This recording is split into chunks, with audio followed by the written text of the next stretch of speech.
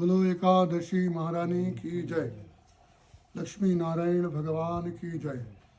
एकादशी क्या है? एक धन 10 बराबर एकादश, हिंदी में कहते हैं 11। तो ये 11 क्या है?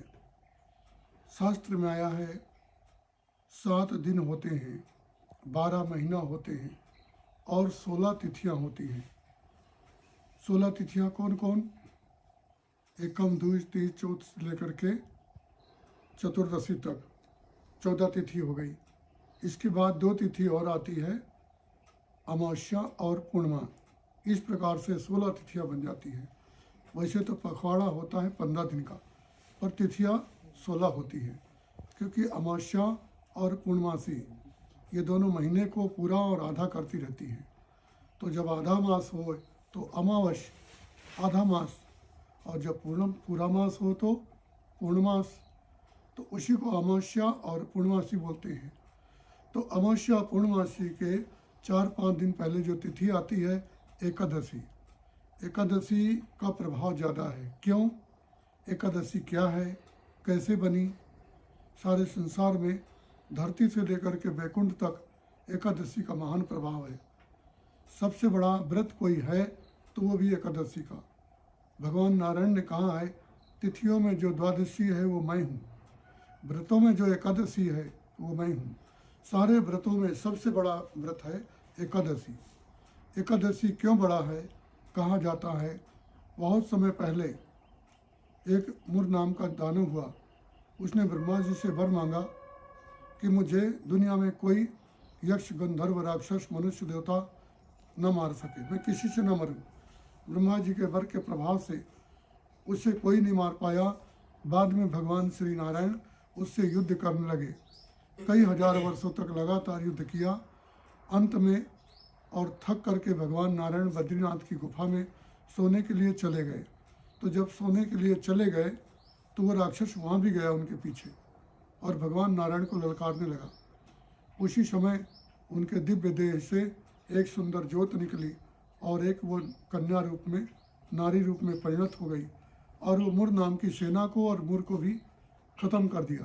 जिस प्रकार से किसान खेत को काट करके और धराशायी कर देते हैं।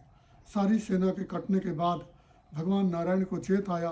उन्होंने जब यह तमाशा देखा तो उन्होंने कहा, देवी ये आप कौन हो? ये कैसे अनायास इस राक्षस को मार दिया जिसको मैं नहीं मार सका, त्रिलोकी का नाथ, उसको आपने सहज में मार दिया। देवी ने कहा, देव मेरा नाम वैष्णवी है, मैं आपके अंदर रहती हूँ, मेरे ही कारण से आप दुनिया में सबसे सुंदर, सजीव और श्रेष्ठ और सबके कल्याणकारी, सबके अंतरात्मा में हो। मेरा नाम वैष्णवी है गोविंद, इसलिए मुझे वैष्णवी जानो। उनका देवी वर मांगो। उन्होंने कहा, आज के दिन जो मेरी उत्पत्ति हुई है तुम्हारे श्रीअंग से, तो वो तिथि दुनिया में यही मेरा संज्ञा हो, मतलब मेरा नाम हो। इसलिए उस दिन से ही और इस तिथि का नाम एकादशी हो गया। उस देवी का नाम है वैष्णवी। भगवान नारायण के दिव्य देह से एकादशी तिथि को उत्पन्न होने के कारण दुनिया में सबसे वह व्रत और वह देवी और तिथि दुनिया में महान माना जाता है। भगवान नारायण ने वर दिया, देवी इस व्रत को जो आदमी इस दिन जो व्रत करेंगे और उस दिन पापाचरण से दूर रह करके मेरे आश्रित, मेरे परायण हो जाएंगे, तो मैं उनको वचन देता हूँ, वर देता हूँ कि वह लोग दुनिया में और मेरे ही वैकुंठ को आएंगे। कितना ही नराधम पापी होंगे, मरने के बाद वो वैकुंठ को ही आएंगे। उसी दिन से दुनिया में और ये महान व्रत का प्रादुर्भाव हुआ। जो लोग एकादशी के दिन व्रत करते हैं, उपवास करते हैं, वो लोग नारायण के धाम में जाते हैं। उनको यमलोक और ये चराचर जगत में गोते नहीं खाना पड़ता। वह दिन कौन सा है? अगहन मार्ग कृष्ण एकादशी, उस दिन उसकी उत्पत्ति हुई है। और आज जो एकादशी है उसका नाम मोक्षदा एकादशी है। 15 दिन पहले जो एकादशी हुई है उसी दिन एकादशी उत्पत्ति हुई है और उसी से 12 महीना की एकादशियों की और यह जननी हुई है।